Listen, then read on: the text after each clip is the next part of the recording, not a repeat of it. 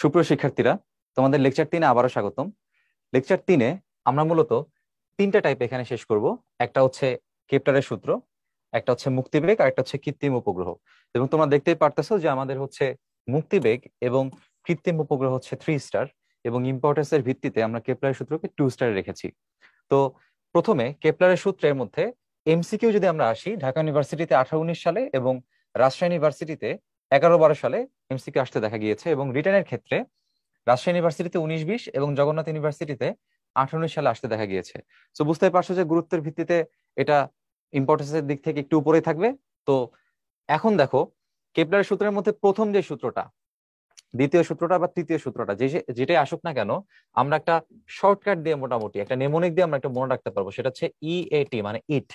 হ্যাঁ, তো আমরা একদম বাচ্চা কাল থেকে যেটা শিখে আসতেছি, এই ইটের মধ্যে প্রথম যেটা সেটা হচ্ছে এলিপস, দ্বিতীয় যেটা সেটা হচ্ছে এরিয়া বা ক্ষেত্রফল, আর তৃতীয় যেটা সেটা হচ্ছে টাইম অথবা সময়। এবং তোমরা কিন্তু জানোই যে প্রথম সূত্রটা হচ্ছে এলিপস বা উপবৃত্তের সূত্র, উপবৃত্তাকার কক্ষপথের সূত্র।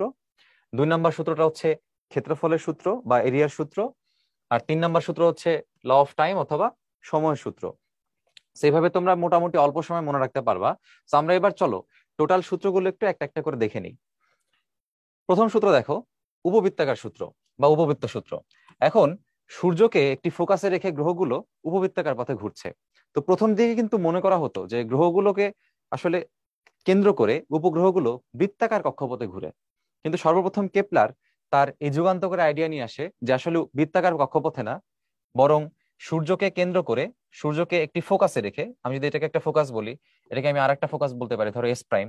তোমরা উপবৃত্তে পড়ে আসছো, এলিপসে দুইটা উপবৃত্ত, দুইটা ফোকাস থাকে।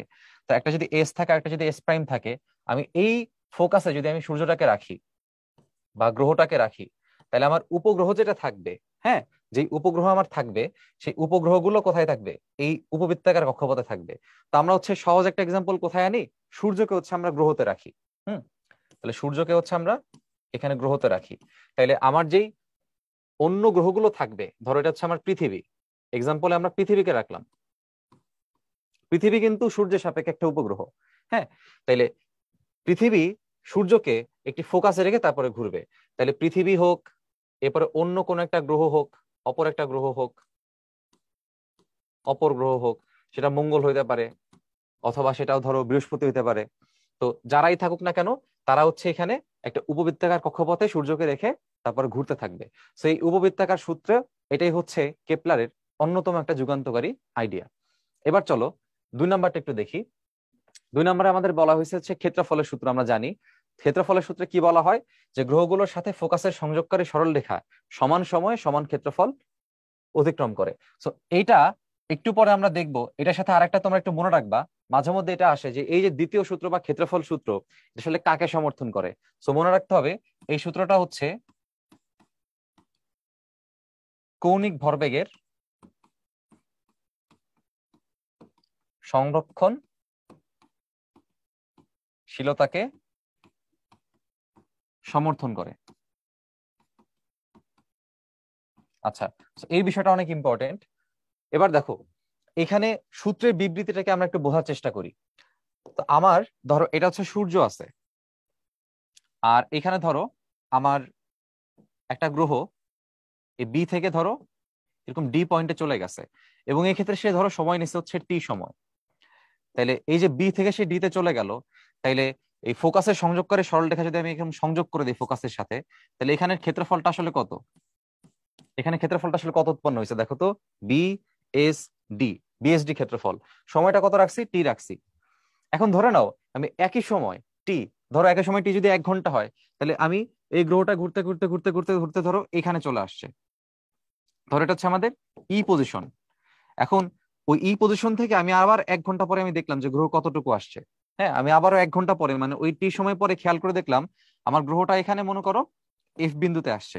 তাইলে এই ফোকাস থেকে যদি আমি যুক্ত করে দেই, ফোকাস থেকে দুইটা পজিশনকে যদি যুক্ত করে দেই, তাহলে এখানে আর একটা ক্ষেত্রফল উৎপন্ন হইলো না? কি ক্ষেত্রফল উৎপন্ন হইলো? এস এফ ই ক্ষেত্রফল। তাহলে খেয়াল করো, সময় যদি আমার সেম থাকে, আমরা সময় সেম রাখছি, তাহলে আমাদের ক্ষেত্রফল দুটাও কি হবে? সেম হবে। তো এটাই হচ্ছে আমাদের দ্বিতীয় সূত্রের বিবৃতি, যে গ্রহগুলোর সাথে ফোকাসের সংযোগকারী সরলরেখা সমান সময়ে সমান ক্ষেত্রফল অতিক্রম করে। তাহলে এখানে আমরা কি বলতে পারবো, যে যেহেতু আমাদের এখানে এটা T1 আর এটা T2 সময় আমরা সেম ধরতেছি, তাহলে আমরা বলবো যে T1 সমান যদি T2 হয়, আমাদের যেই বিএসডি ক্ষেত্রফল আর যেই এফএসই ক্ষেত্রফল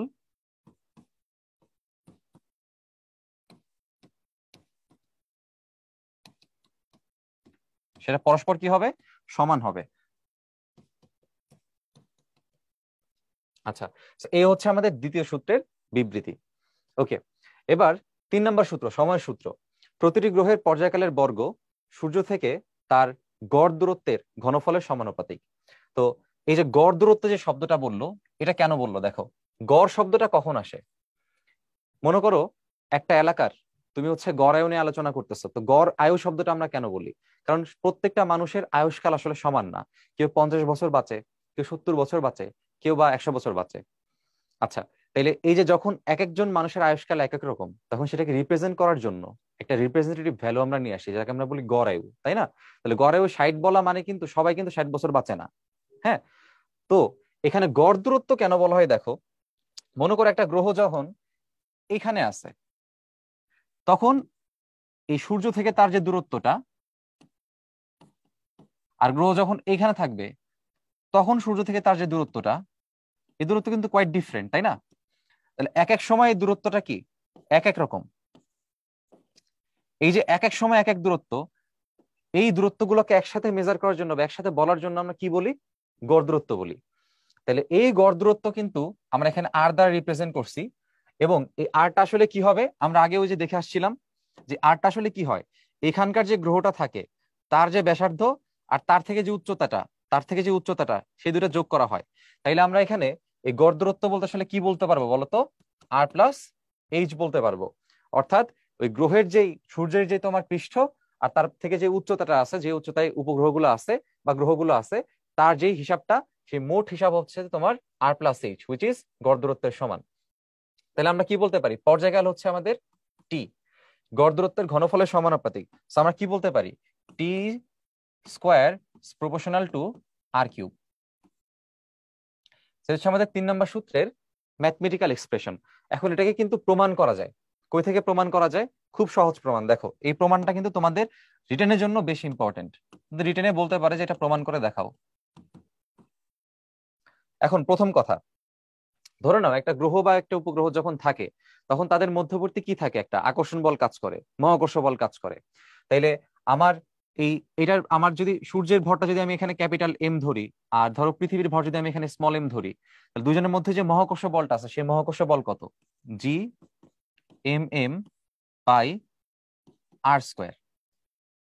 এবং এই মহাকর্ষ বলের যোগানটা আসলে কেন দেয়, কারণ মহাকর্ষ বলের কারণেই গ্রহটা কি করতে থাকে, এই সূর্যকে কেন্দ্র করে ঘুরতে পারে। হ্যাঁ, অর্থাৎ কেন্দ্রমুখী বলের যোগান দেয়। তাহলে কেন্দ্রমুখী বলের মানটা কত আমরা জানি, mv²/r।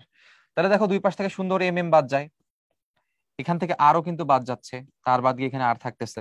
আলটিমেটলি আমরা এখানে লিখতে পারবো যে ভি এর মানটা হচ্ছে √, একবারে রুট না দিয়ে আমরা একটা কাজ করি, আমরা এখানে স্কোয়ার রাখি। তাহলে দেখো কি লেখা যায়, v² = gm/r। তো এখান থেকে আমরা লিখতে পারবো যে ভি এর মান হবে তার মানে √gm/r। এখন এই যে আর এর মানটা আসলে কত, R+H। এজন্য তখন আমরা কি করি, একবারে যদি আর এর মানটা এখানে লিখে রাখি, আমরা লিখতে পারবো R+H। এটাই কিন্তু গ্রহের বেগের একটা ইকুয়েশন। আচ্ছা, এখন এইখান থেকে ফার্দার আমরা কোথায় যেতে পারি, দেখো ভাই, আমরা ভি এর মানটা জানি, আমরা কৌণিক বেগের সূত্রে জানি যে ভি এর মানটা হচ্ছে ω/r।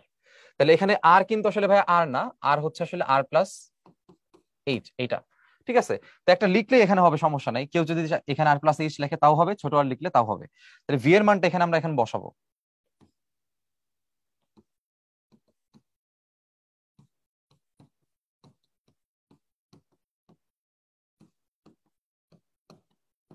এখন দেখো দুই পাশ থেকে স্কোয়ার করে দিতে পারি। স্কোয়ার করলে কত আসবে, এটা আসবে হচ্ছে তোমার ω², এটা আসবে হচ্ছে তোমার R+H², এটা আসবে হচ্ছে তোমার gm/r+H। এখন দেখো যেটা করতে পারি সেটা হচ্ছে এই R+H² এর নিচে যদি চলে যায় সেক্ষেত্রে কি হয়ে যাবে, গুণ হবে। তাহলে আমরা এখানে ওমেগার মানটাও বসাই দিই, 2π by T whole square equals to GM by R plus H whole cube. স্কোয়ারটা এখানে গিয়ে গুণ হয়ে গেছে। এখন দেখো কি করা যেতে পারে, আমরা এখানে স্কোয়ার করব, হ্যাঁ সহজ স্কোয়ার। তাহলে কি হবে, 4 pi square by T square equals to GM by R plus H whole cube. তাহলে এখান থেকে দেখো কি লেখা যায়, জিএম বাই ছোট আর কিউব, যেহেতু ছোট এর মানটা হচ্ছে আমার আর প্লাস এইচ এর সমান। তাহলে এই পাশ থেকে আমরা লিখতে পারবো এখানে GM T square equals to 4 pi square small R cube. এখন দেখো ভাই, সবাই আসলে এখানে ধ্রুবক, সবাই ধ্রুবক, কারা বাদে, এই দুজন ধ্রুবক, এরাও ধ্রুবক, শুধুমাত্র টি এবং আরটা হচ্ছে আমাদের চলক। তার মানে আমরা আসলে কি বলতে পারি বলতো, আমরা বলতে পারি T square is proportional to R cube. সেটা হচ্ছে আমাদের প্রুফ। তো যদি কখনো আমাদের বলে যে নিউটনের মহাকর্ষ সূত্রের সাহায্য নিয়ে, এই যে নিউটনের মহাকর্ষ সূত্র, তার সাহায্য নিয়ে তুমি কেপলারের তৃতীয় সূত্রের প্রমাণ দাও, তাহলে তোমাকে এভাবে রিটেনে সুন্দর করে দেখাই দিয়ে আসতে হবে। হয়তো সেই ক্ষেত্রে এটাই হচ্ছে একটা প্রশ্ন থাকবে। ওকে, এবার চলো কেপলারের সূত্রে একটা ছোট্ট এমসিকিউ দেখি। এটা ঢাকা ইউনিভার্সিটিতে 1819 সালে আসছিল। তো প্রশ্নটা কি বলছে, গ্রহের গতির ক্ষেত্রে একটি নক্ষত্র থেকে গ্রহকে সংযোগকারী সরলরেখা সমান সময় সমান ক্ষেত্রফল। যখনই ক্ষেত্রফলের কথা বললো, ক্ষেত্রফল মানে কি এরিয়া, তা আমরা জানি যে ই এ টি, ওইখানে এটা হচ্ছে কি 2 নাম্বার না, তাহলে 2 নাম্বার সূত্র। আর 2 নাম্বার যে সূত্র ছিল, ক্ষেত্রফলের সূত্র ছিল, কাকে সমর্থন করে বলতো, কোন নীতির সরাসরি ফলাফল, এই কৌণিক ভরবেগের সংরক্ষণশীলতা নীতি। তো এই কৌণিক ভরবেগের সংরক্ষণশীলতা নীতি আমরা আগেই বলছিলাম, দেখো যে দ্বিতীয় সূত্রটা বা ক্ষেত্রফলের যে সূত্রটা আছে, সেটা হচ্ছে কৌণিক ভরবেগের সংরক্ষণশীলতাকে কি করে, সমর্থন করে। সো এটা এখানে অ্যান্সার হবে হচ্ছে আমাদের সি। এবারে দেখো, সূর্যের চারদিকে সূর্য, শুক্র ও পৃথিবীর কক্ষপথের ব্যাসার্ধের অনুপাত বলে দিচ্ছে। তাহলে আমরা একটা কাজ করি, শুক্রটাকে আমরা ধরবো হচ্ছে ধরো আর প্রাইম, আর পৃথিবীটা ধরবো হচ্ছে নর্মালি আর। তাহলে আমরা এখানে লিখতে পারি আর প্রাইম বাই আর হচ্ছে 54:75। এখন বলছে পৃথিবীতে 365 দিনে 1 বছর হলে, পৃথিবীরটা লিখলাম 365 ডেজ, শুক্রতে কত দিনে হবে, টি প্রাইমটা চাইছে। আমরা সূত্র কি জানি বলো, আমরা সম্পর্ক জানি T square is proportional to R cube. সুতরাং আমার যেহেতু টি প্রাইমটা লাগবে, যার মান জানি না তাকে উপরে বসাবা, তাহলে হিসাব সুবিধা হবে। So T prime by T whole square হবে R prime by R whole cube. এখন আমার মান লাগবে হচ্ছে টি প্রাইম, সো টুটাকে ওই পাশে পাঠিয়ে দিই। তাহলে টি প্রাইম বাই টি হবে আর প্রাইম বাই আর 3/2। তাহলে এখানে আমি সরাসরি মান বসাবো, তাহলে মান বসাই দিই চলো। আর প্রাইম বাই আর এর মান কত হবে, 54/75, 3/2। তাহলে একবারে তুমি এই টি প্রাইমের মান যদি বের করে ফেলো, টি প্রাইমটা হবে 54/75 3/2 ইন্টু টি এর মানটা গুণ করতে হবে 365 ডেজ। তো এখানে তুমি যদি ক্যালকুলেটরে গুণ করো, তোমার অ্যান্সার আসবে 222 সামথিং, অর্থাৎ তোমার এই যে 223 যে অপশনে আছে, 223 যে অপশনে আছে, এটা হচ্ছে তোমার কারেক্ট অ্যান্সার হবে। ওকে, সো হোপফুলি এটার প্রসেস আমরা বুঝতে পারছি যে কিভাবে করতে হবে আসলে। এবার চলো পরবর্তী প্রসেসে যাই। কেপলারের প্রথম এবং তৃতীয় সূত্র, এই দুটি সূত্র আমাদের লিখতে বলছে। তো কেপলারের প্রথম সূত্র তো আমরা জানি যে আমাদের এই যে ই এ টি এর মধ্যে প্রথম সূত্র হচ্ছে এলিপসের। তার মানে প্রথম সূত্র আমাকে লিখতে হবে কোনটা, উপবৃত্তের যে সূত্রটা আছে সেটা লিখতে হবে। তো উপবৃত্তের সূত্র লিখে দিবা যে সূর্যকে ফোকাসে রেখে উপবৃত্তাকার পথে গ্রহগুলো ঘুরতে থাকে। আর তৃতীয় সূত্র কোনটা আমরা জানি, তৃতীয় সূত্র হচ্ছে যে টি মানে টাইমেরটা। টাইমের সূত্রটা কোনটা লিখতে হবে, লিখতে হবে যে T square is proportional two কি আর কিউব। তো সেই ক্ষেত্রে কি বলতে হবে, আমার যে এই যে আরটা, আরটা হচ্ছে গ্রহ এবং সূর্যের কি গড় দূরত্ব, আর টিটাকে আমরা কি বলি, পর্যায়কাল বলি। তো তৃতীয় সূত্রের বিবৃতি আমরা যেভাবে বলছিলাম, অর্থাৎ এই যেভাবে প্রতিটি গ্রহের পর্যায়কালের বর্গ সূর্য থেকে তার গড় দূরত্বের ঘনফলের সমানুপাতিক, একইভাবে বিবৃতিটা লিখবো এবং লিখার পাশাপাশি তোমাকে এই ম্যাথমেটিক্যাল টার্মটাও লিখতে হবে। অর্থাৎ যখন তোমাকে সূত্র লিখতে বলবে, অবশ্যই সূত্র লিখতে হবে, অবশ্যই তোমার বিবৃতিটাও লিখে দিবা, রিলেভেন্ট সূত্র থাকলে সেই সূত্রটাও লিখে দিবা, তাহলে তোমার ফুল মার্কসটা পাওয়ার সম্ভাবনা বাড়বে। আচ্ছা, এবার এর প্রশ্নটা একটু দেখো। পৃথিবীর অনুসুর এবং অপসুর দূরত্ব যথাক্রমে 1.47 × 10⁻11 মিটার এবং এত মিটার হলে অনুসুর স্থানে পৃথিবীর গতি অপসুর স্থানের তুলনায় কত গুণ হবে? একটু বুদ্ধি খাটাও। দেখো এখানে অনুসুর যে স্থানটা তার মানটা কম আর অপসরের মানটা হচ্ছে বেশি। তো এটা আসলে কেমন বিষয়? ধর আমরা যদি জানি যে আমরা হচ্ছে সূর্যকে কেন্দ্র করে এই গ্রহগুলো কি করে উপবৃত্তাকার পথে ঘুরে, তাইলে এটা যদি আমার সূর্য হয়, আমার যে পৃথিবীটা আছে ভাই, আমার পৃথিবীটা একটা সময় সূর্যের সব থেকে কাছে থাকবে, আর একটা সময় আমার এই পৃথিবীটাই সূর্য থেকে সব থেকে দূরে থাকবে। তাইলে পৃথিবী যখন সূর্যের সব থেকে কাছে অবস্থান করে এই পজিশনটাকে বলা হয় অনুসুর, আর পৃথিবী যখন সূর্য থেকে সবচেয়ে দূরে থাকে সেই পজিশনটাকে বলা হয় অপসুর। এখন দেখো, পৃথিবী অনুসরে থাক অপসরে থাক বা অন্য যে কোনো জায়গায় থাকুক না কেন, কৌণিক ভরবেগের যে সংরক্ষণশীলতা সেটা তো সবসময় খাটবে। তার মানে আসলে তোমার অনুসর স্থানের যে কৌণিক ভরবেগ আর অপসর স্থানের যে কৌণিক ভরবেগ সেটা অবশ্যই পরস্পর সমান।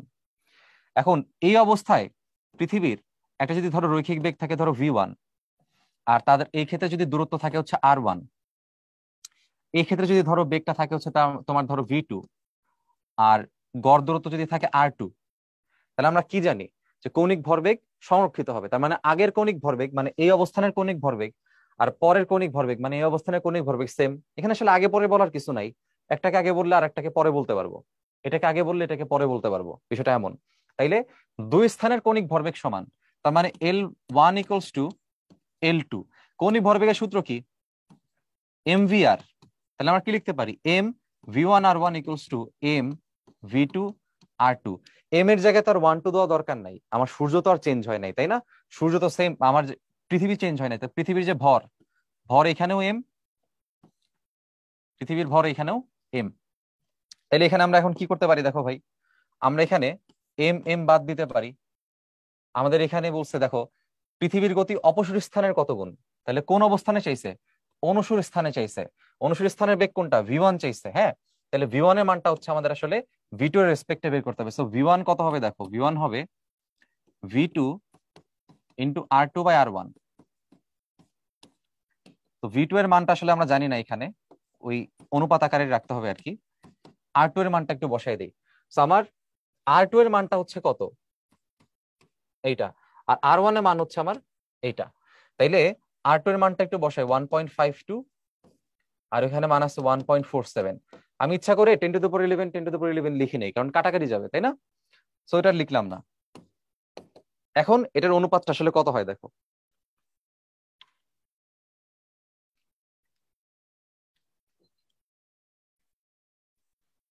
দেখো এটার অনুপাত হয় হচ্ছে 1.034 এত গুণ।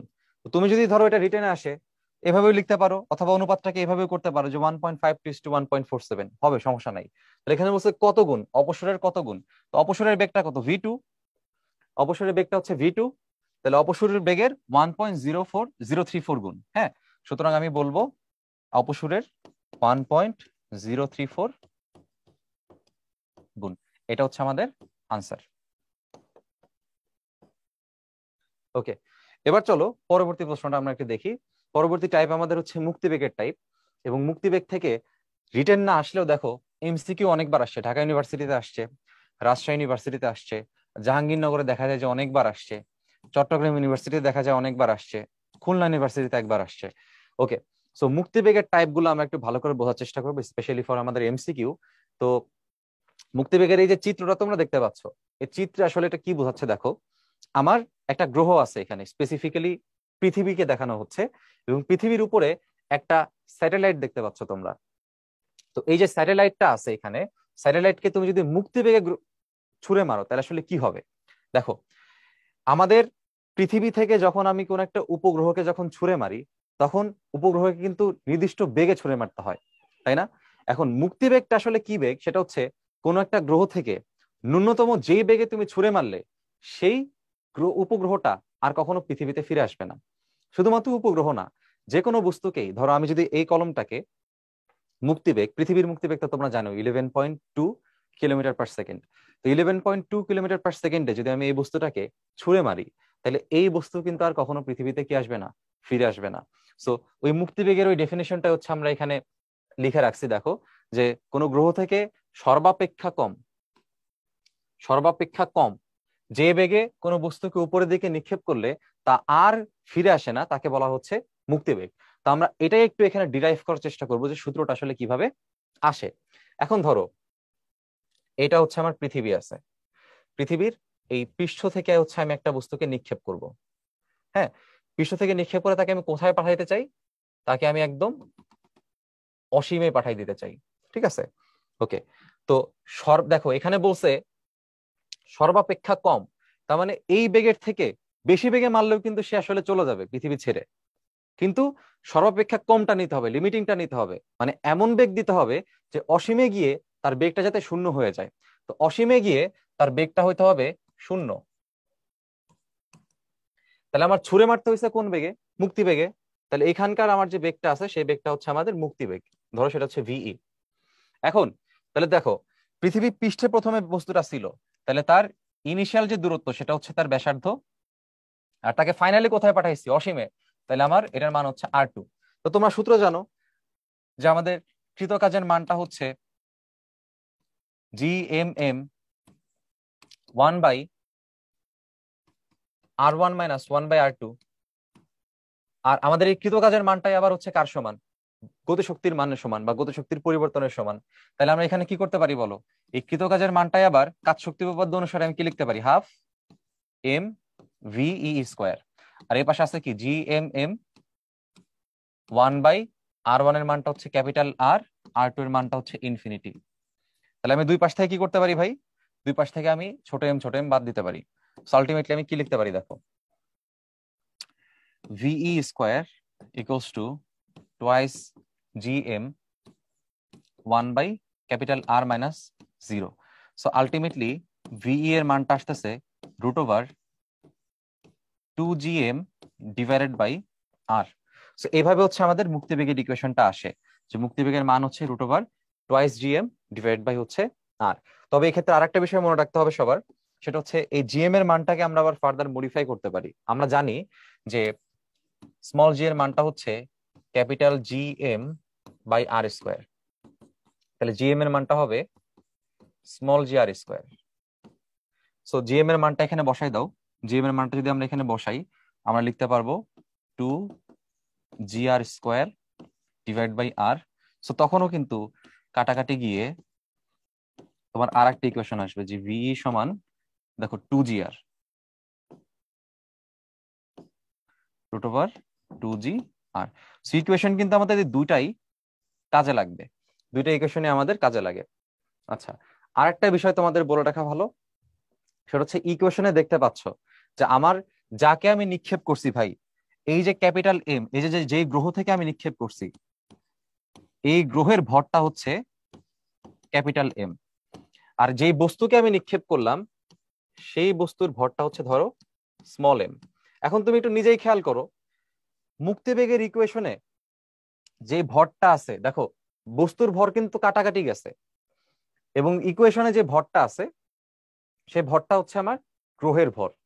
তার মানে আসলে কি বলতো, যে বস্তুকে তুমি নিক্ষেপ করতেছো সেই বস্তুর ভর মুক্তিবেগের ইকুয়েশনের মধ্যে নাই। তার মানে মুক্তিবেগটা কিন্তু বস্তুর ভরের উপরে কি না, নির্ভরশীল না। So এই কথাটা খুব ক্লিয়ারলি মাথায় রাখতে হবে।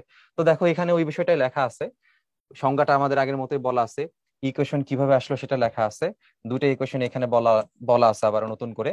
এবং তোমরা জানো যে পৃথিবীর ক্ষেত্রে এই মানটা হচ্ছে পৃথিবীর ক্ষেত্রে, পৃথিবী পৃষ্ঠের সাপেক্ষে মুক্তিবেগের মানটা হচ্ছে 11.2 কিলোমিটার পার সেকেন্ড অথবা 7 মাইল পার সেকেন্ড। এটা অবশ্যই মুখস্থ রাখতে হবে।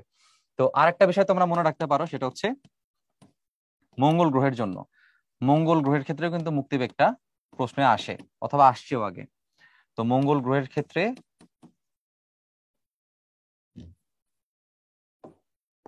মঙ্গল গ্রহের সাপেক্ষে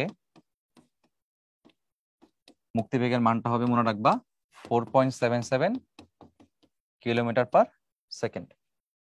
আচ্ছা, এবং আরেকটা কথা যেটা আমরা বলছি যে বস্তুর ভরের উপরে কিন্তু আসলে মুক্তিবেগ কি করে না, নির্ভরশীল না। ঠিক আছে, এই যে দেখো লিখে রাখছে মুক্তিবেগ বস্তুর ভর দ্বারা প্রভাবিত হয় না। তার মানে আমাকেই নিক্ষেপ করা হোক আর তোমাকেই নিক্ষেপ করা হোক আর ধরো এই বোর্ড ধরে নিক্ষেপ করা হোক না কেন, মুক্তিবেগ যদি 11.2 কিলোমিটার পার সেকেন্ড দেওয়া হয়, আমরা কেউ আর পৃথিবীতে ফিরে আসবো না। ঠিক আছে। আচ্ছা, এবার দেখো দুটি আলাদা গ্রহের জন্য এখানে অনুপাত করা হয়েছে। অনুপাত প্রিটি ইজি। এখানে এই প্রথম ইকুয়েশনটা কই থেকে আসলো, v equals to root over 2gm by R. তাহলে খেয়াল করে দেখো এখানে মুক্তিবেগের সাথে এই এম এর যে সম্পর্ক সেটা কি, বর্গমূলের সমানুপাতিক। এজন্য ভি প্রাইম উপরে থাকার কারণে এম প্রাইমটা উপরে আছে। আর মুক্তিবেগের সাথে আর এর সম্পর্কটা হচ্ছে বর্গমূলের ব্যস্তানুপাতিক। এজন্য ভি প্রাইম উপরে থাকার কারণে তোমার আর প্রাইমটা কোথায় আছে, আর প্রাইমটা হচ্ছে নিচে আছে। এই যে দেখো আমরা যদি এখানে দেখাই আর প্রাইমটা নিচে কেন, কারণ ভি প্রাইমটা হচ্ছে আমাদের উপরে। হ্যাঁ, আর এম প্রাইমটা হচ্ছে আমাদের উপরে, কারণ এখানে হচ্ছে আমাদের সমানুপাতিক সম্পর্ক, এখানে হচ্ছে আমাদের সমানুপাতিক সম্পর্ক, আর এখানে হচ্ছে আমাদের ব্যস্তানুপাতিক সম্পর্ক। ক্লিয়ার? আচ্ছা, আরেকটা বিষয় যেটা আমরা জানি, ইকুয়েশন আরেকটা লেখা যায় রুট ওভার 2gr। তাহলে এখানে দেখতে পাচ্ছ যে জি এর সাথে এবং আর এর সাথে দুজনের সাথেই সে হচ্ছে সমানুপাতিক। এই জন্য ভি প্রাইম উপরে থাকার কারণে জি প্রাইমও উপরে আছে, আর প্রাইমও কোথায় আছে, উপরে আছে। ওকে, সো আশা করি এই স্লাইড গুলো আমাদের সবাই বুঝতে পারছি। এবার চলো বেশ কিছু ম্যাথ আমাদের আছে, এগুলো সলভ করে ফেলা যাক।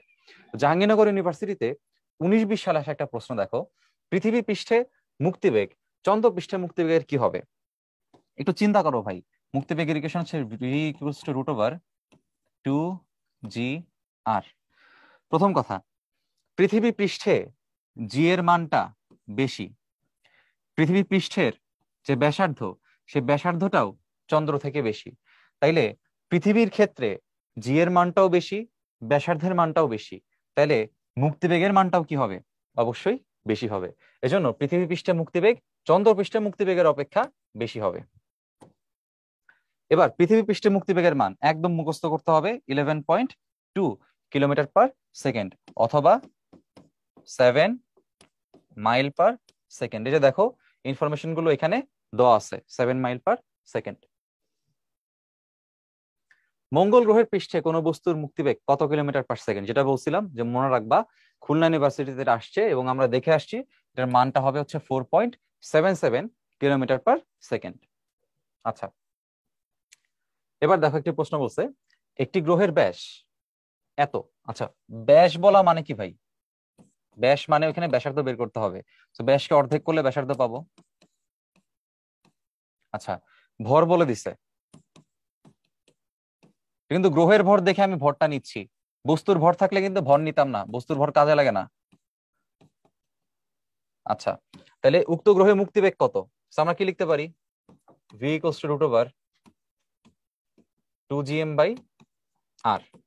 সেখানে মানগুলো বসাই দাও, 2 ইন্টু 6.673 ইন্টু 10 ইনভার্স 11, এম এর মান হচ্ছে 22 into 10 to the power 28 KG, আর আর এর মানটা হচ্ছে বলছে 2 ইন্টু 10 টু দ্য পাওয়ার 8।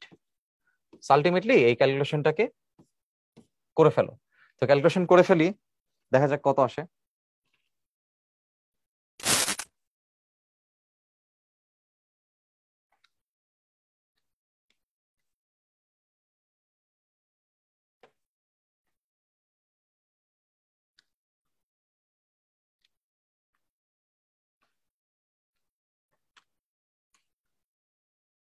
ওকে, আমাদের অ্যান্সার আমরা পেয়ে গেছি। এটার অ্যান্সার হবে হচ্ছে 3.83 into 10 to the power 5 meter per second. এখন আমরা একটু অপশনের সাথে মিলাই, আমার অপশনের সাথে এখানে আছে কিনা। অ্যান্সার হচ্ছে না, অপশনের সাথে কোনোটা নাই। অপশনে কিলোমিটার পার সেকেন্ড আছে, কোনো সমস্যা নাই। কিলোমিটার পার সেকেন্ড নিলে এটা আসবে হচ্ছে 3.83 into 10 to the power 2 kilometre per second. ওই যে 1000 দ্বারা ভাগ করতে হয়েছে আর কি। কিন্তু তবুও কিন্তু এখানে অপশনে কোনো অ্যান্সার নাই। এবং জাহাঙ্গীরনগরে কিন্তু তাদের প্রিটি কমন, মাঝে মধ্যে তাদের কোনো প্রশ্নে অ্যান্সারটা ইচ্ছা করে দেওয়া থাকে না, সেই ক্ষেত্রে কিন্তু ওই প্রশ্নের অ্যান্সার দাগানো যাবে না, দাগা গেলে তুমি ভুল করবা। তার মানে এখানে আসলে উত্তর নেই। হ্যাঁ,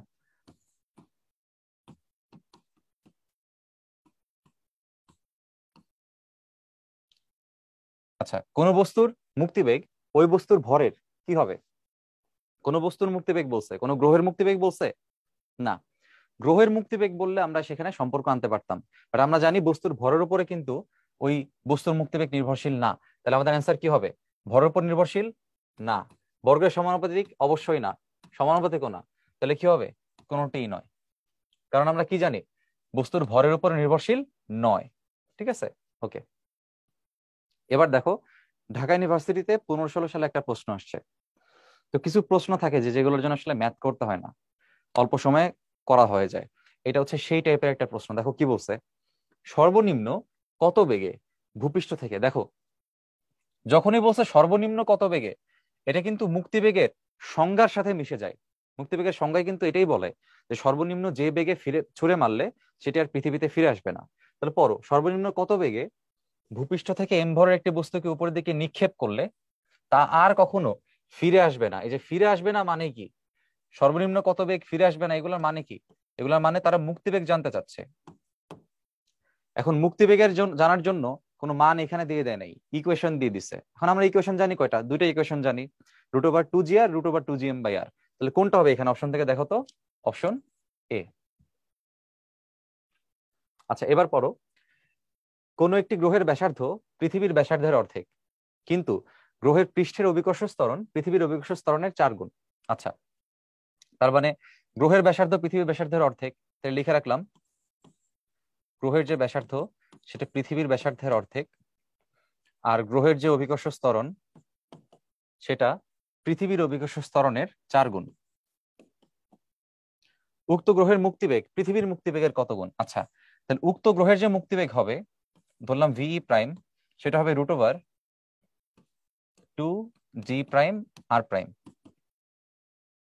তাহলে √2g' এর মানটা এখানে আমাদের কত নিতে হবে বলতো? g' এর মানটা হচ্ছে আমাদের g×4, আর r' এর মানটা হচ্ছে আমাদের r/2। তাহলে এখানে আমাদের মোটামুটি 2 আর 2 বাদ যাচ্ছে, তাহলে এখানে দেখতে পারবো 4gr। আচ্ছা, 4gr। এখন 4gr কে একটু বুদ্ধি খাটায় আমরা আসলে কি লিখতে পারি? দেখো, আমরা লিখতে পারি √2 × 2gr। এরপর দেখো কি লিখতে পারি, √2 × √2gr। তো এই যে √2 × √2gr, এটা আসলে কার মান? পৃথিবীর মান, তাই না? তাহলে পৃথিবীর তুলনায় এটা আসলে কত গুণ হইলো? √2 × VE। তাহলে পৃথিবীর তুলনায় এটা 1.41 গুণ। এই যে 1.41 গুণ, এটা কি অপশনে আছে কোথাও? অপশনে খেয়াল করে দেখো, নাই। যে উক্ত গ্রহের মুক্তিবেগ পৃথিবীর মুক্তিবেগের 1.41 গুণ আমাদের অপশনে নাই। তার মানে অ্যান্সার এখানে কোনটা হবে? কোনোটি নয়। ওকে, সো আশা করি বুঝতে পারতেছি যে আসলে কিভাবে এই ইকুয়েশন গুলো বসায় আমাদের ম্যাথ গুলো করতে হচ্ছে। এবার দেখো, সুন্দর একটা প্রশ্ন, ইন্টারেস্টিং একটা প্রশ্ন। তাপমাত্রা কত হলে বায়ুমণ্ডলের সমস্ত অক্সিজেন উধাও হয়ে যাবে? যখনই তুমি উধাও শব্দটা দেখলা, তো এর সাথে কি মুক্তিবেগের সম্পর্ক আছে না? অবশ্যই আছে। তার মানে এখানে মুক্তিবেগ বের করতে হবে, তাই তো? আচ্ছা, মুক্তিবেগ সম্পর্কিত কিছু একটা এখানে বলছে, আর প্রশ্ন বলে দিচ্ছে তাপমাত্রা কত, টেম্পারেচার চাইছে। এখন খেয়াল করে দেখো তো ভাই, এখানে অক্সিজেনের কথা বলছে। অক্সিজেন, অক্সিজেন কি একটা গ্যাস না? আর এই গ্যাসের যে বেগ বা গ্যাসের যে মুক্তিবেগ, এটা আসলে কিসের উপর ডিপেন্ড করে বলতো? একটা গ্যাসের বেগকে আমরা কি দ্বারা রিপ্রেজেন্ট করি? সিআরএমএস বেগ দ্বারা রিপ্রেজেন্ট করি। তার মানে গ্যাসের যে বেগ থাকবে সে বেগটা হচ্ছে সিআরএমএস বেগ। তাইলে অক্সিজেন উধাও হয়ে যাবে কি তাকে মুক্তিবেগ দিলে, আর সেই মুক্তিবেগ তার মানে আসলে কি সিআরএমএস বেগের কি হইতে হবে? সমান হইতে হবে। তার মানে তোমার এই সিআরএমএস বেগটা হবে মুক্তিবেগের সমান। তো সিআরএমএস এর ইকুয়েশন আমরা জানি, √380/m = VE। ভি এর মানটা আমরা আসলে জানি, আমরা জানি যে ভি এর মানটা হচ্ছে 11.2 কিলোমিটার পার সেকেন্ড। সো যেহেতু আমরা জানি যে ভি এর মানটা হচ্ছে 11.2 কিলোমিটার পার সেকেন্ড, এটাকে কিন্তু অবশ্যই মিটার পার সেকেন্ডে নিতে হবে। সো মিটার পার সেকেন্ডে নিতে গেলে 1000 দ্বারা গুণ, তাহলে 11200 মিটার পার সেকেন্ড। সো এটাকে 11200 লিখে একবারে।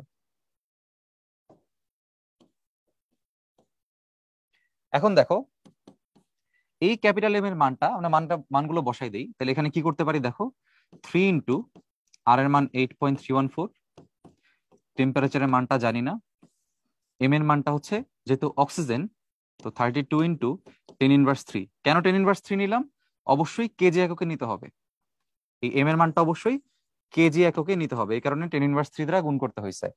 আর এই পাশে তাইলে যেহেতু আমি এখানে রুট উঠাই দিছি, সো স্কোয়ার করতে হবে, সেই পাশে স্কোয়ার হয়ে যাবে। তার মানে বুঝতে পারতেছো যে এর পরের লাইনটা আসলে কিভাবে করব আমরা। সরাসরি দেখো পরের লাইনে শুধুমাত্র টি এর মানটাই আমাদের আননোন। সো তুমি ক্যালকুলেটরে ক্যালকুলেশন করে ফেলো, ক্যালকুলেটরে ক্যালকুলেশন করলে অ্যান্সার পাবা 1.61 ইন্টু 10⁵ কেলভিন। সো এটা হচ্ছে তোমাদের আনসার। ওকে, সো এটা হচ্ছে আমাদের এত তাপমাত্রা যদি হয়, মানে এটা প্রায় হচ্ছে 1,61,000 কেলভিনের মতো। তো এত বেশি তাপমাত্রা যদি হয় তাহলে বায়ুমণ্ডলে কোনো কি থাকবে না, অক্সিজেন থাকবে না। তো প্রকৃতপক্ষে এত তাপমাত্রা আসলে হচ্ছেও না, এবং আমাদের পৃথিবীর বায়ুমণ্ডল আলহামদুলিল্লাহ অক্সিজেন যাচ্ছেও না। ঠিক আছে, ওকে। এবার দেখো, দেখাও যে পৃথিবীর সমান জি এবং দ্বিগুণ ব্যাসার্ধ বিশিষ্ট একটি কাল্পনিক গ্রহ থেকে মুক্তিবেগ, পৃথিবী থেকে মুক্তিবেগের এত গুণ। আচ্ছা, তাহলে পৃথিবীর সমান জি, জি চেঞ্জ হয় নাই, ব্যাসার্ধ চেঞ্জ হয়ে গেছে। তাহলে কাল্পনিক গ্রহের ব্যাসার্ধটা হচ্ছে পৃথিবীর তুলনায় দ্বিগুণ। আচ্ছা, তাহলে কাল্পনিক গ্রহের মুক্তিবেগটা কত, কাল্পনিক গ্রহের সাপেক্ষে মুক্তিবেগ কত হবে, 2g'(r')। তো পৃথিবীর সমান জি হওয়ার কারণে জি প্রাইম আর জি হচ্ছে সমান, তাহলে লিখতে পারবো 2g, আর এর মানটা হচ্ছে টুয়াইস আর। তাহলে দেখো কি লেখা যায়, এই টুটা থাকবে এখানে, তাহলে আমি এখানে লিখতে পারি √2 ইন্টু 2gr, তার মানে √2 ইন্টু √2gr, আগের প্রবলেমটার মতোই। তাহলে এই বেগটা হচ্ছে আমার কার বেগ বলতো, পৃথিবীরটা। হ্যাঁ, এটা হচ্ছে আমাদের পৃথিবীরটা। আর √2 এর মানটা হচ্ছে আমাদের আসলে 1.41। ওই ওই গ্রহেরটা যদি আমরা ভি প্রাইম দেই, আর আমাদের পৃথিবীর যে মুক্তিবেগ সেটা যদি আমি ভি বলি, তাহলে খেয়াল করো কত গুণ হয়ে গেছে, 1.41 গুণ। আমাদের দেখাইতে বলছে 1.41 গুণ, তার মানে অ্যান্সার হচ্ছে এটা হচ্ছে আমাদের দেখানো হয়ে গেছে। তো আমরা লিখবো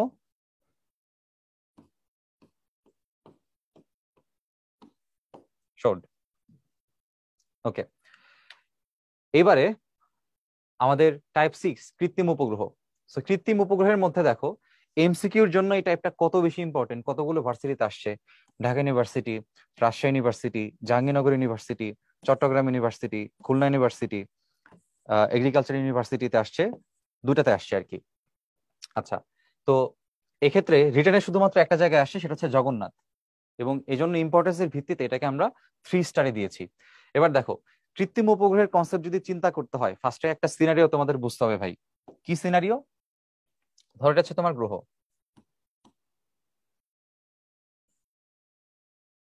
তো গ্রহের একটা ব্যাসার্ধ আছে, এবং সেই গ্রহের পৃষ্ঠ থেকে সার্টেন একটা উচ্চতায় উপগ্রহগুলো থাকে। তো উপগ্রহ ওই আগের মতোই,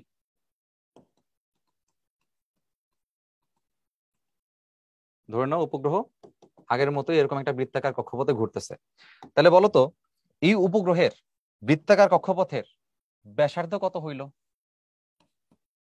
r+h। এই যে r+h হচ্ছে তার কক্ষপথের ব্যাসার্ধ, আমরা সংক্ষেপে এখানে ব্যাসার্ধ লিখে রাখলাম, সে কক্ষপথের ব্যাসার্ধ। তাহলে আমরা আসলে কি বলতে পারি বলতো, যে এইখানে যে উপগ্রহটা আছে যার ভর হচ্ছে এম, আর এখানে যে গ্রহটা আছে যার ভর হচ্ছে ক্যাপিটাল এম, দুজনের মধ্যবর্তী আকর্ষণ বলটা আসলে কে যোগান দেয়, মহাকর্ষ বল। এবং উপগ্রহ যে আসলে কন্টিনিউয়াসলি ঘুরে, তো কন্টিনিউয়াসলি ঘোরার জন্য তার কি লাগে, কেন্দ্রমুখী বল লাগে। আর সেই কেন্দ্রমুখী বলের যোগান কে দেয়, মহাকর্ষ বল। তার মানে কেন্দ্রমুখী বল আর মহাকর্ষ বল পরস্পর সমান। তাহলে কেন্দ্রমুখী বল কত, mv²/r। তো আর কিন্তু আসলে এখানে আর না, r+h মানে ওই নতুন ব্যাসার্ধটা, কক্ষপথের ব্যাসার্ধটা। তাহলে এখান থেকে আমরা কি করতে পারি, ওরকম কাটাকাটি করে এখানে ভি এর মানটা আমরা বের করতে পারি, হুইচ ইজ √gm/r+h। সো এটাই হচ্ছে আমাদের একটা উপগ্রহের ক্ষেত্রে উপগ্রহের বেগের ইকুয়েশন, এটাকে আমরা নাম্বার 1 দিয়ে রাখলাম। সো বেগের কিন্তু ভাই আর একটা ইকুয়েশন দেখানো যায় কিভাবে। দেখো আমরা জানি যে বেগ সমান হচ্ছে দূরত্ব বাই সময়, একদম বাংলা হিসাব যদি আমরা করি। এবার চিন্তা করো তো, তোমার যে দূরত্বটা, আমি যদি চিন্তা করি যে উপগ্রহটা এখান থেকে শুরু করে টোটাল পথ ঘুরে, এখান থেকে শুরু করে টোটাল পথ ঘুরে আবার এখানে ফিরে আসছে, টোটাল পথ যদি ঘুরে ফিরে আসে তাহলে সেই দূরত্বটা আসলে পরিধির সমান। আর পরিধি মানে কি 2 pi into R plus H, আচ্ছা এটা টোটাল পরিধি। তাহলে টোটাল পরিধি কেউ যদি কভার করে একবার, তাহলে সেটা কি পর্যায়কালের সমান দূরত্ব সময়। তাহলে পর্যায়কালের সমান কি টি। তার মানে দেখো বেগের আরেকটা ইকুয়েশন আমরা এখানে পেয়ে যাচ্ছি যে V equals to 2 pi into R plus H divide by T. সেটা হচ্ছে আমাদের বেগের ধরো 2 নাম্বার ইকুয়েশন। আচ্ছা, সো বেগের দুইটা ইকুয়েশন হচ্ছে আমাদের সামনে লাগবে। এবং এর পাশাপাশি দেখো এই বেগের ইকুয়েশনটাকে একটু ফার্দার একটু ভেঙে লিখছে। কিভাবে ভেঙে লিখছে? আমরা জানি যে আমাদের স্মল জি এর মানটা হচ্ছে capital G M by R square. So এখান থেকে জিএম এর মানটা তারা লিখছে স্মল জি আর স্কোয়ার। এই জন্য জিএম এর মানটা সরাসরি কি বসাইছে, জি আর স্কোয়ার বসাইছে। আশা করি বুঝছো কিভাবে আসছে, এই ইকুয়েশন আমরা দেখছি। আচ্ছা এবার দেখো পর্যায়কালের আরেকটা ইকুয়েশন তারা লিখে রাখছে 2 pi root over R plus H divide by V. হ্যাঁ, তো এটা কই থেকে আসলো? এটা দেখো ভাইয়া এই যে এখান থেকে আসছে। আমরা এই পাশ থেকে কি বলতে পারতাম, এর টি এর মানটা তাহলে এখান থেকে কি বলতে পারি বলতো? এর টি এর মানটা কি হবে 2 pi R plus H divide by V. So ওরা এই কাজটা এখানে করছে, এই টি এর মানটা এভাবে লিখে রাখছে। আচ্ছা আশা করি বুঝতে পারছি কিভাবে আসে। এবার দেখো যেহেতু আমাদের দুইটা বেগের ইকুয়েশন পরস্পর সমান, মানে 1 নাম্বারটাও বেগ 2 নাম্বারটাও বেগ, তাইলে এই পোর্শন আর এই পোর্শন পরস্পর সমান বলতে পারি, কারণ দুটাই হচ্ছে আমাদের আসলে বেগ, তাই না? তাহলে আমরা কি বলতে পারি, দেখো কি লিখতে পারি, যে root over GM by R plus H equals to 2 pi R plus H divide by T, কারণ দুটাই হচ্ছে বেগের সমান। এখন আমি কি করতে পারি, দুই পাশে স্কোয়ার করে দিব।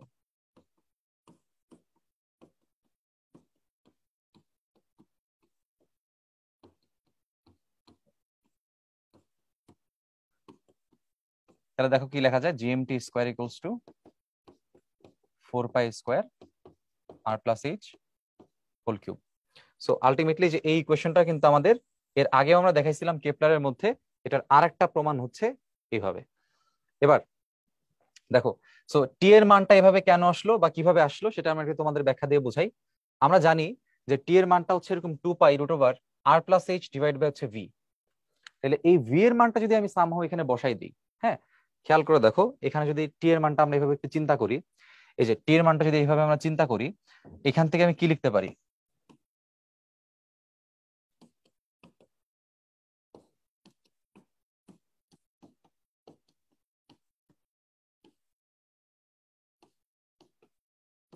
এভাবে আমরা লিখতে পারি। তো এভাবে লিখলে দেখো 4 পাই স্কোয়ারটা বাইরে চলে আসবে 2 পাই হয়ে, রুটের ভিতরে যাবে আর প্লাস এইচ হোল কিউব, আর নিচে থাকবে জিএম।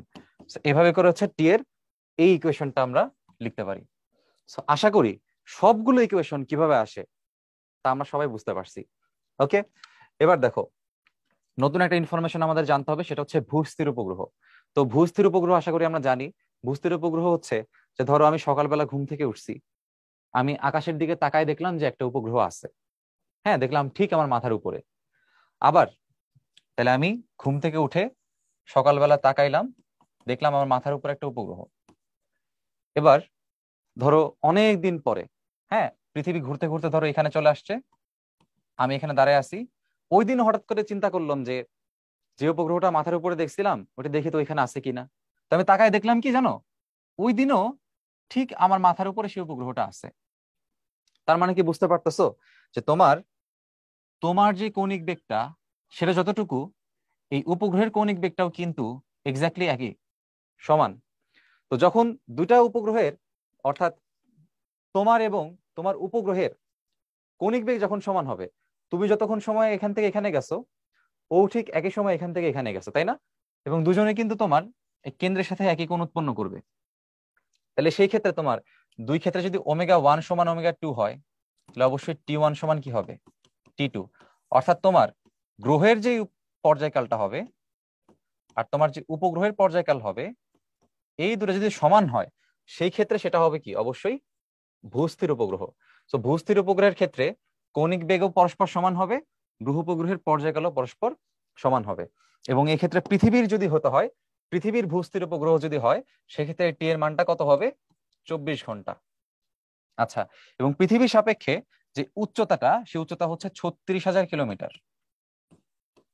অর্থাৎ তুমি যদি 36,000 কিলোমিটার উপরে কোন একটা উপগ্রহকে পাঠাইতে পারো, তাহলে সেই উপগ্রহটা ভূস্থির উপগ্রহের মতো আচরণ করবে। এবং ওই ক্ষেত্রে বেগটা কত হবে উপগ্রহের জানো? বেগটা হবে 3.07 কিলোমিটার পার সেকেন্ড। ওকে, সো এইগুলো হচ্ছে আমাদের ভ্যালু। আমাদের কৃত্রিম উপগ্রহের মধ্যে কৃত্রিম উপগ্রহের পর্যায়কাল হবে 24 ঘন্টা, তাদের কৃত্রিম উপগ্রহের উচ্চতা হবে হচ্ছে ভূপৃষ্ঠ থেকে 36,000 কিলোমিটার, এবং কৃত্রিম উপগ্রহের বেগ হবে হচ্ছে 3.07 কিলোমিটার পার সেকেন্ড, তার কক্ষপথের যে বেগটা সেটা। এখন দেখো প্রশ্ন, ঢাকা ইউনিভার্সিটিতে একদম রিসেন্টলি এই প্রশ্নটা আসছে। তো আমরা সরাসরি প্রশ্ন দেখি যে প্রশ্ন কি চাইছে। একটি পূর্ণ ঘূর্ণনের জন্য প্রয়োজনীয় সময়, তো একটি পূর্ণ ঘূর্ণনের জন্য প্রয়োজনীয় সময় হচ্ছে ক্যাপিটাল টি, মানে পর্যায়কাল। তো নিচের কোনটির সমানুপাতিক? তো এখানে অ্যাজ ইউজুয়াল উপগ্রহের ভর দিছে, ব্যাসার্ধ দিয়ে দিছে গ্রহের। আচ্ছা, বৃত্তাকার কক্ষপথের ব্যাসার্ধ দিছে, ভর দিয়ে দিছে গ্রহের, সবই দিয়ে দিছে। তো আমরা কি জানি যে এই টি এর সাথে সম্পর্ক দেখতে গেলে এম এর অপশন দিয়ে দিছে আর আর এর অপশন দিয়ে দিছে। তো আমরা সরাসরি জানি যে T square is proportional to R cube. এখন আমাকে টি এর মান যদি বের করতে হয়, তাহলে টি ইজ প্রপোর্শনাল টু কি r³/3 হবে, r³ এত হবে না? হ্যাঁ, তাহলে টি ইজ প্রপোর্শনাল টু r⁻³ এটা হচ্ছে আমাদের অ্যান্সার। তাহলে আমাদের অ্যান্সার হবে হচ্ছে সি। ভূস্থির উপগ্রহের পর্যায়কাল একদম মুখস্থ, 24 ঘন্টা।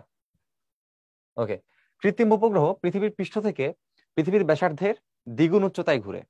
আচ্ছা, তাহলে উচ্চতার মানটা বলে দিচ্ছে ব্যাসার্ধের দ্বিগুণ, তার মানে তোমার এইচ এর যে মানটা সেটা 2r। এটা উচ্চতা বলে দিছে। ওই উচ্চতার গতিবেগ কত? তো আমরা বেগের ইকুয়েশন শিখছি √gm/r+h। তাহলে জিএম এর বদলে আমরা কিন্তু gr² লিখতে পারি। অনেকবারই আমরা দেখাইছি যে কিভাবে লিখতে পারি। এইচ এর মানটা হচ্ছে 2r, তাহলে 2r এর সাথে আর যুক্ত হয়ে কত হয়ে গেল 3r হয়ে গেল। আলটিমেটলি কাটাকাটি করো, কাটাকাটি করলে এখানে কত পাওয়া যায়? উপরে থাকতেছে gr, নিচে থাকতেছে হচ্ছে 3। তার মানে আমাদের অপশনের মধ্যে gr/3, সি হচ্ছে আমাদের কারেক্ট অ্যান্সার। আচ্ছা, এবারে দেখো পার্কিং কক্ষপথ কোনটি। একদম জ্ঞানমূলক প্রশ্ন, খুলনা ইউনিভার্সিটিতে আসছে। পার্কিং কক্ষপথ হচ্ছে ভূস্থির উপগ্রহের কক্ষপথ। অর্থাৎ যেই কক্ষপথে চললে, একটি উপগ্রহ চললে সবসময় তাকে স্থির বলে মনে হবে। আমার কাছে কেন স্থির বলে মনে হবে সেই ব্যাখ্যা আমরা দিছি। কারণ আমার যেই বেগটা এবং তার যেই বেগটা, কৌণিক বেগটা, সেটা হচ্ছে পরস্পর সমান। এজন্য আমি যখনই উপরে দেখতেছি, আমি দেখতেছি সে আসলে আমার সাথেই চলতেছে, কারণ তার আর আমার কৌণিক বেগটা হচ্ছে সমান। এজন্য পর্যায়কালও সমান হবে, এবং পর্যায়কাল সমান হলে সেটা আসলে কি ভূস্থির উপগ্রহ। এজন্য পার্কিং কক্ষপথকে আসলে বলা হইতেছে কি ভূস্থির উপগ্রহের কক্ষপথ।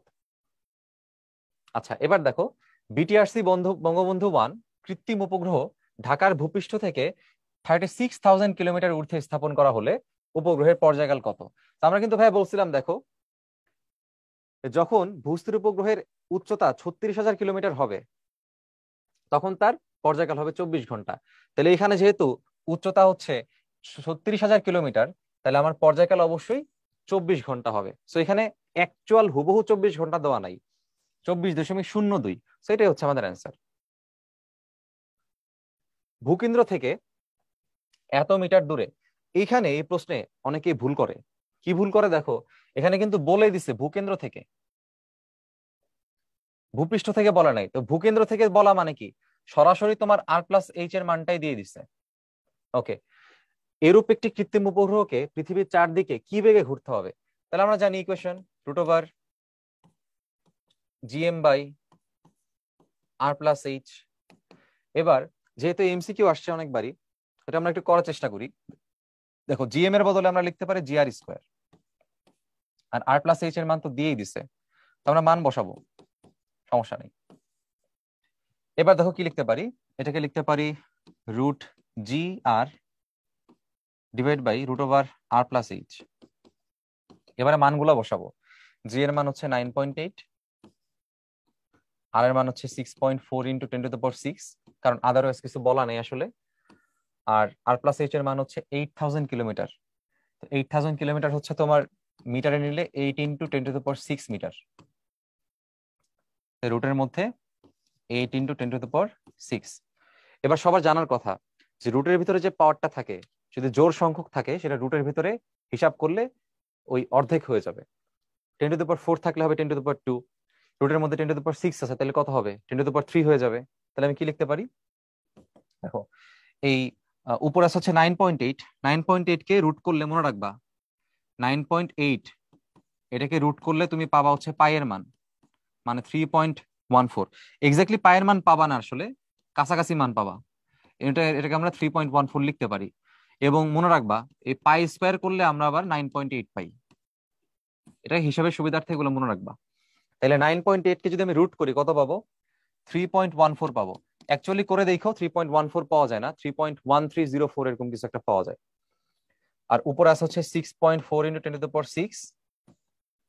এবার দেখো এই রুটের ভিতরে 8, তো 8 কে রুট করলে 2√2 পাওয়া যায়, আশা করি সবাই এটা জানো। 2√2 আর 10⁶ টা হয়ে যাবে হচ্ছে 10⁻3। এখন ক্যালকুলেশন ভাই সহজ। দেখো 10⁻3 টা এখানে 10⁶ এর মধ্যে কয়বার যাবে? 10⁻3 বার যাবে। এই 2 টা হচ্ছে এই 6.4 এর মধ্যে কয়বার যাবে? 3.2 বার যাবে। তাহলে ক্যালকুলেশনটা দেখো কি চলে আসলো, উপরে 3.14 ইন্টু 3.2 আর নিচে হচ্ছে √2। √2 এর মান কত? 1.41। এখন এই যে ক্যালকুলেশনটা, এই ক্যালকুলেশন একটু কষ্ট করে তোমাদের করতে হবে। কারণ কি, তোমার এই যে মানটা এখানে আছে দেখো ভাই, 3.14, 1.41, 3.2, এই ক্যালকুলেশন গুলোকে অ্যাপ্রক্সিমেশন করলে কিন্তু বোঝা যায় যে অ্যান্সার মোটামুটি কত হবে। কিভাবে? এখানে 3.2, এখানে 3.1, 1/4টাকে 1 ধরে নাও, নিচের এটাকে 1.4 রাখো। ক্যালকুলেশন করলে কাছাকাছি অ্যান্সার তুমি নিয়ে আসতে পারবা। সো হাতে কলমে এতটুকু অ্যাটলিস্ট ক্যালকুলেট তোমাদের করতে হবে। ক্যালকুলেট করে ফেলে আমরা 3.14 ইন্টু 3.2 ডিভাইড বাই 1.41। সেখানে অ্যান্সার আসে হচ্ছে 7 পয়েন্ট সামথিং। তার মানে আমরা বুঝতে পারতেছি আমাদের অপশন থেকে সি হচ্ছে আসলে কারেক্ট অ্যান্সার হবে। 7 পয়েন্ট, অর্থাৎ 7089 মিটার পার সেকেন্ড। এটা দেখো এখানে কিন্তু 10⁻3 আছে, এটা 10⁻3 কিন্তু এখানে আছে। আচ্ছা, ওকে। সো আশা করি আমরা মোটামুটি এতটুকু ধরতে পারছি যে কিভাবে ক্যালকুলেশন গুলো করা যায়। তো ছোট করে করতে হয় আর কি।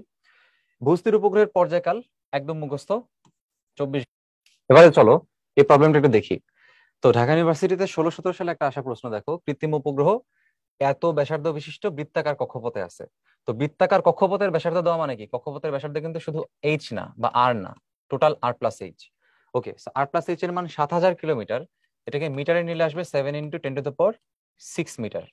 ওকে, এখন দেখো উপগ্রহের পর্যায়কাল 2 আওয়ার বলে দিচ্ছে। তো পর্যায়কাল যেহেতু 2 আওয়ার বলছে, তার মানে টি এর মানটা হচ্ছে 2 ইন্টু 3600। আচ্ছা, এটাকে আমরা এইভাবে রেখে দিই, এত সেকেন্ড।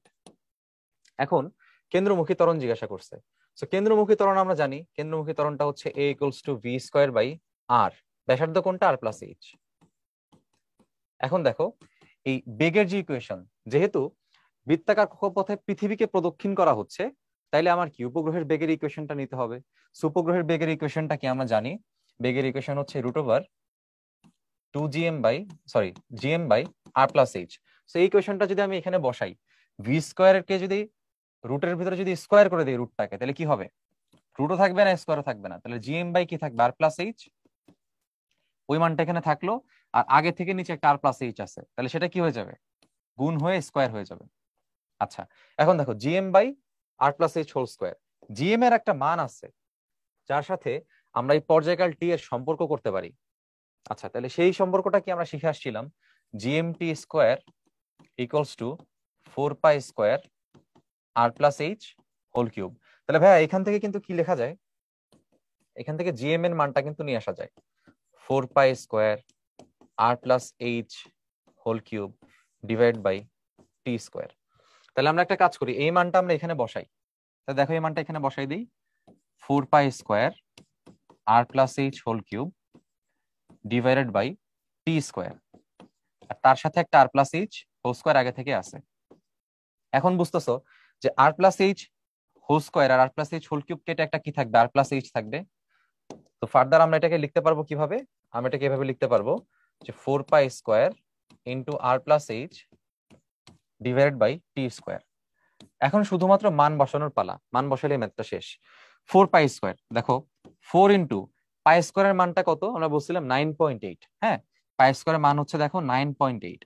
r+h এর মানটা আগে থেকে বের করা আছে 7 ইন্টু 10⁶, টি স্কোয়ার করতে হবে। সো এই মানটাকে তোমাকে স্কোয়ার করতে হবে। সো 2 স্কোয়ার হয়ে এটা হয়ে যাবে 4, আর 3600 স্কোয়ার হইলে 3600 ইন্টু 3600, আমি এভাবে লিখতেই পারি কিন্তু, তাই না? যেহেতু স্কোয়ার, তাহলে আমি যদি দুইবার গুণ করতেই পারি, কোনো সমস্যা নাই। এবার দেখো এখান থেকে 4 আর 4 কি যাবে, বাদ যাবে। এখান থেকে দেখো দুইটা শূন্য, এখান থেকে দুইটা শূন্য বাদ যাবে, তাহলে কয়টা শূন্য বাদ গেল, 4টা। 10⁶ এর সাথে কাটলে কয়টা শূন্য বাকি থাকবে, 4টা শূন্য চলে গেলে 2টা। তাহলে দেখো কি আছে এখন উপরে, উপরে আছে 9.8। আচ্ছা, আর আছে হচ্ছে সাথে 7, নিচে দুইটা 36 আছে আর 100 আছে, 36 ইন্টু 36। এবার খেয়াল করো, হিসাবটা খুব সহজ।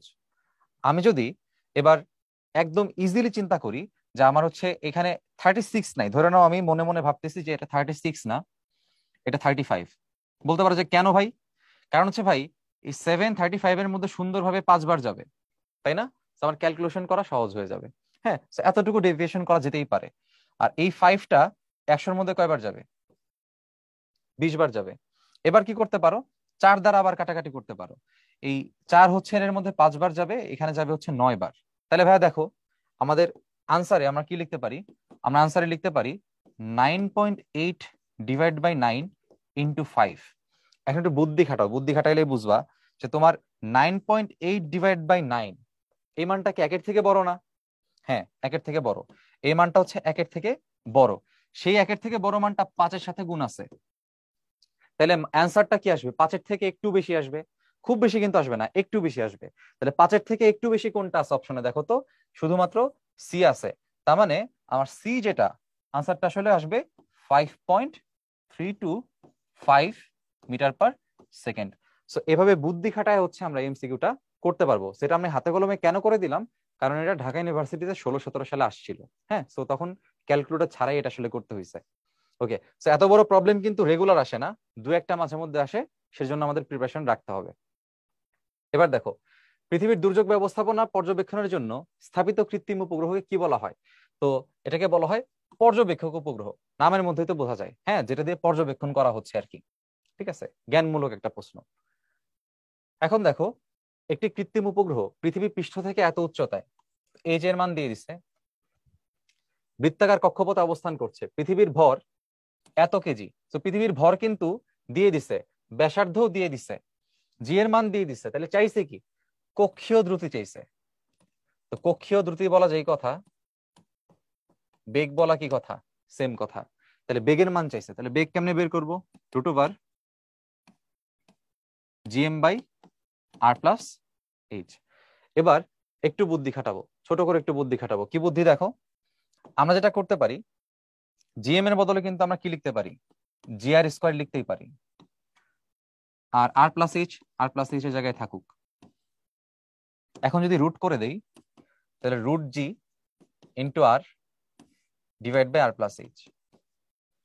এখন দেখো আর এর মানটা আসলে কত, 6.4 ইন্টু, আমরা তো কিলোমিটারে নিব না, মিটারে নিব, সেটাকে ধরো আমরা মিটারে বসাইলাম, 10⁶ মিটার। আর √g এর মানটা হচ্ছে আমাদের √9.8। আর নিচের যে ভ্যালুটা আছে সেটাও কিন্তু আমার রুটের ভিতরে ভাই, রুটের ভিতরে সেই মানটা আসলে কত, r+h করতে হবে। সো নর্মালি পৃথিবীর যে ব্যাসার্ধটা, পৃথিবীর ব্যাসার্ধ হচ্ছে আমাদের 6400 কিলোমিটার, 6400 কিলোমিটার। তাহলে r+h কত হবে, 6400-র সাথে 100 যোগ, 6500। তাহলে r+h হচ্ছে আমার 6500 কিলোমিটার। তো 6500 কিলোমিটারকে যদি আমি তোমার মিটারে নিতে চাই, তাহলে কত লেখা যাবে, 6.5 ইন্টু 10⁶। তার আবার হচ্ছে রুট আছে, এখন এটাকে কি করা যায় দেখো, এটাকে আমরা যদি ফার্দার ক্যালকুলেশন করি তাহলে উপরে রাখা যাবে হচ্ছে 6.4 ইন্টু 10⁶, আর নিচে √6.5 আছে, 10⁻³ চলে আসবে, কারণ 10⁶ বাইরে আসলে 10⁻³ হয়ে যায়, আর রুটের মধ্যে 9.8 আছে উপরে, তো সেটা হচ্ছে 3.14 হয়ে যাবে। এখন একটু বুদ্ধি খাটাও, এই 10⁻³ 10⁶ কাটাকাটি গেলে আমার কত থাকবে? 10⁻³ থাকবে উপরে, তার সাথে উপরে গুণ আছে 3.14, 6.4। এখন নিজে একটু চিন্তা করো, এই যে অপশনগুলো আমার এতগুলো আছে, এতগুলো অপশনের মধ্যে কোনটা আসলে পারফেক্ট হইতে পারে? তো এই জন্য ছোট করে একটু ক্যালকুলেশন তোমরা একটু করে ফেলবা। দেখো এটা 6.4 আছে রুটের মধ্যে, 6.4 আছে রুটের মধ্যে, 6.5 আছে দেখে ঝামেলা। যদি 6.4 চিন্তা করো তাহলে এটাকে তুমি সংক্ষেপে কিন্তু ক্যালকুলেশন করতে পারবা।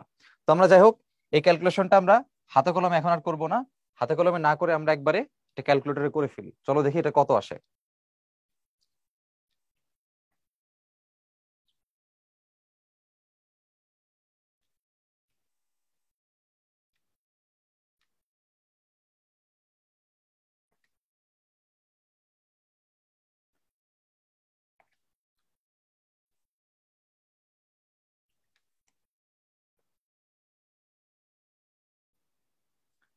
ওকে, আমাদের অ্যান্সার একবারে চলে আসছে।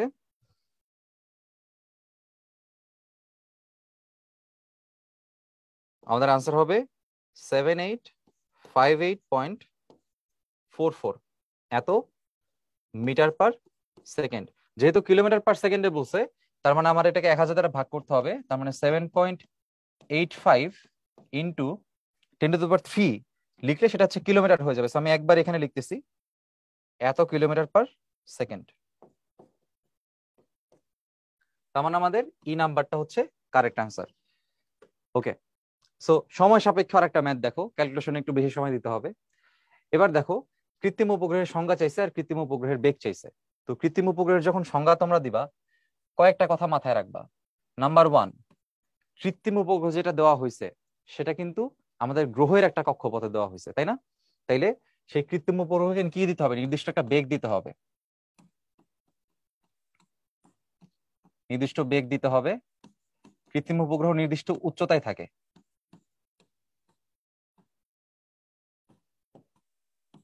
নির্দিষ্ট কক্ষপথে থাকে।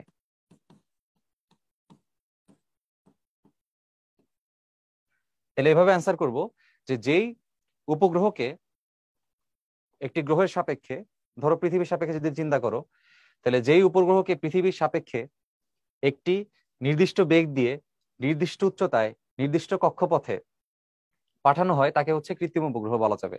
তাইলে এই 3টা পয়েন্ট একসাথে করে সুন্দর একটা সংজ্ঞা লিখে দিবা। পাশাপাশি কৃত্রিম উপগ্রহের বেগ নির্ণয় করতে বলছে, তা আমরা জানি যে বেগের যে ইকুয়েশন সেটা হচ্ছে কি √gm/r+h, অথবা gm এর মান যদি gr² বসাই দেই তাহলে এটা হয়ে যাবে হচ্ছে √gr/r+h।